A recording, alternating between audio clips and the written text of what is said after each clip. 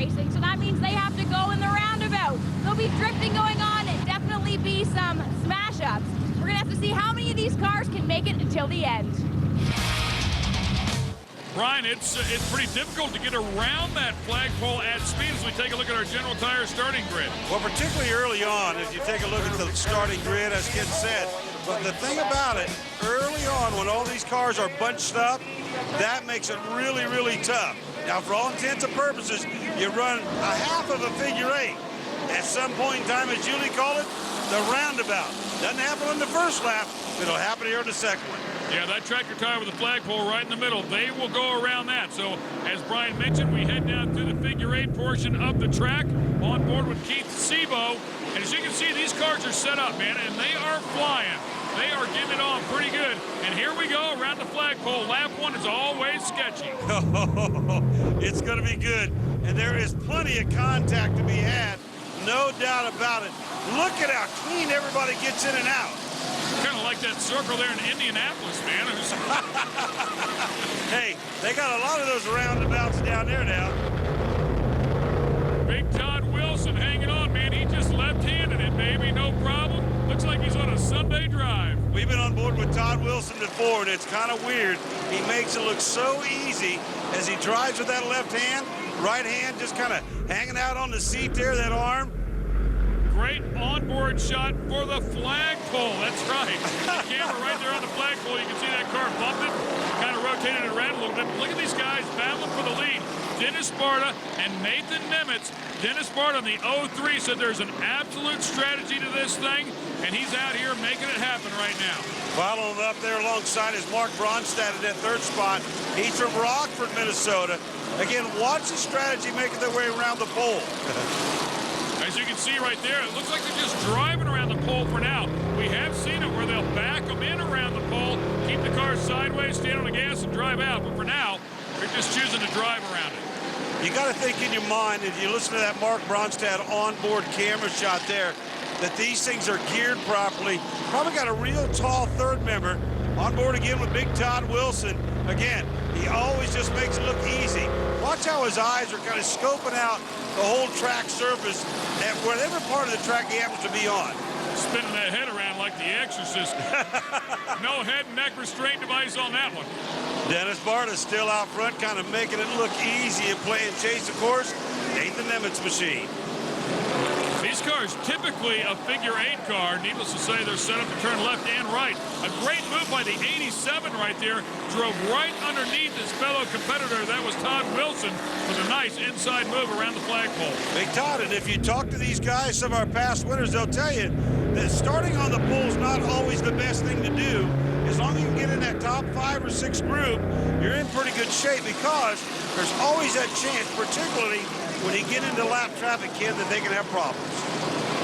Once again, Dennis Sparta is your leader, followed by the 163 of Nathan Nemitz. And then right behind him is the 87 of Todd Wilson. Steve Motley fits in there somewhere. He's in that 67 car. Round and round they go. Where they end up, nobody will know. We'll find out when we come back, though. The 87 backing her in. They'll be dizzy, baby. This is the car that won this race last year, so the driver feels like the guys are going to be gunning for him here tonight. John, you have 3 cars. You run a couple different events. Tell me a little bit about why you run this car here for flagpole racing. The 2-door, it's a little more beat up, but it seems to turn the tightest of the 3 cars that I have. Going around the tire, my car turns about the tightest than any other car on the track. So, and it seems to work for that race, and that's the car I choose to use. And tell me, do you feel like you have a little bit of a target on your back here? Just a little bit. I know the people are going to be gunning for me because I've won it last year, so I know I'm going to try to do the best I can to do it again. As they say, this is our big adult playground here, and the second place is only the first loser. We got to also remember, Ken, as the fans come out in droves week in and week out, this is a multi-race points championship type event here for them. Yeah, so these guys take it very seriously, and you'll see a couple of different styles we talked about before around the pole. Right when we were going to break, we saw one that was backing it in, and then you have that. A little of that action going on. He actually ran into the tractor tire. Hey, Levins was the guy. He was the perfect guy that a year ago, also, if you remember, said, starting up front's not always that advantageous. And I think late in the day here, you're liable to see him up toward the front. Dennis Sparta started off in the front and has remained there, having a great race. This is where you can get into a little bit of trouble there, so he has to split the difference with some of the back markers and try to stay out of the wreck. That's where some of the guys, again, we mentioned it earlier, will say, you know, if you stay out of that front group or that front three, you have a lot better chance at longevity. There's Todd Wilson. Oh, he put his second hand on the wheel. That's rare for Todd. He's making a right-hander there, man. Yeah, he has a lot of fun at it. That's great. That's more than great. I'll explain something to you about, after looking at Levens' car, he talked about the shorter wheelbase car.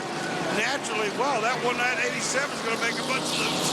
Well, that Nathan Nimitz in the 163 really closed the gap on Dennis Sparta right there, coming into the track tire and the flagpole, making the loop.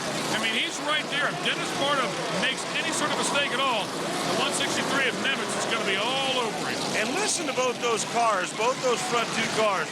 Both those cars have got power plants that have great RPM range. And, you know, in most cases, if you can keep a motor spinning, keep RPM going, and I talked about earlier, third member, what I meant was the differential in the rear end is the third member, a tall gear, meaning, you know, like a 488 or a 514 or something like that. So to keep that motor spinning and keep that thing going down the track. It's not a long track here. And, of course, it'll also help you get right back up to speed because you slow down so much for that flagpole.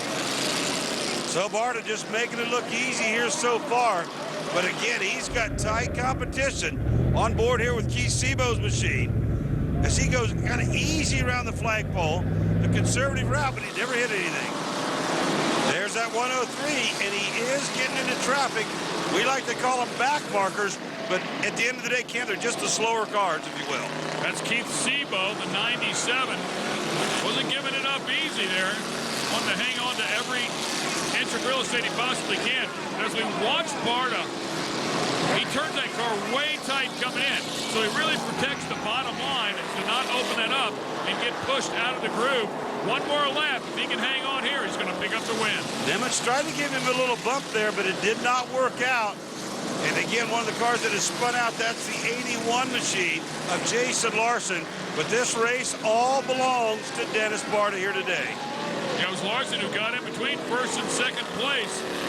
Barta checks up a little bit. Nimitz right on the back bumper. He's got to go around the flagpole, and Barta will hang on for the win. That purple car is nowhere to be found. When I talk about purple, I'm talking about your defending champion, John Levens. Dennis Barta, your winner. Nathan Nimitz is second. Steve Botley third. Ricky Martin comes off the tour for fourth. And Philip Halipchik in the number 5 spot. Awesome job, Dennis. It looks like your strategy worked for you today. Yeah, we did okay. Well, it helps when you start. What I start, second row, third row. Helps when you start up there. Take me through the race. What were you thinking as you were coming up to that finish line? Watching them cars that are sitting up by the, right up by the tire. That's the worst thing. Is you got to watch them. You don't know ever which way they're going to go, in or out or around, or kind of got to play it by head, I guess.